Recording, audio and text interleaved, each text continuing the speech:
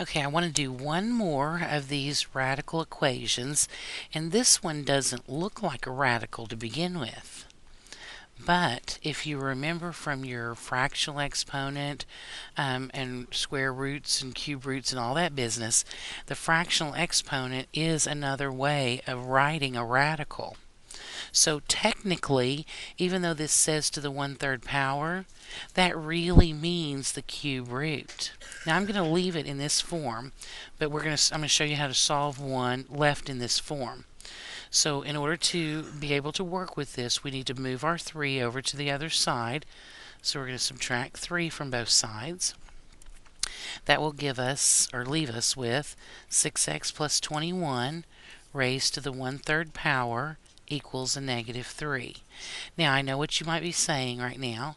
Oh, it can't equal a negative. But in this case it can. Remember, it is odd roots that you can take that can be negative. Cube root, fifth root, seventh root, any of those can be a negative number. It's the even roots that cannot be. So since the 1/3 power is the cube root, then it's quite all right for us to have that answer be negative. Okay, now, if this were in cube root form, if this literally said the cube root of 6x plus 21, then in order to undo that, we would have to cube both sides. True? Well, we're going to do the same thing here, except I'm not going to take it out of this form. I'm just going to show that I'm cubing both sides. Because this is another reason why cubing a cube root undoes itself. Remember, with your exponent rules, anytime we have something like this, a power to a power, we're supposed to multiply those. So 1/3 times 3 is 1. Aha! That's why we're just left with 6x plus 21, all of that to the first power, which means it's just itself.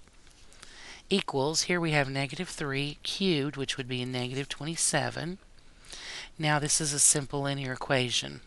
So if we subtract 21 from both sides, we get 6x equals -48. And then dividing both sides by 6, we get x equals -8. Now we do have to check it just to make sure. We have the 6x plus 21. Oops, sorry, I'm going to check it. So 6 times -8 plus 21 raised to the 1/3 power plus 3 is supposed to equal 0. Okay, 6 times -8 would be -48 plus 21.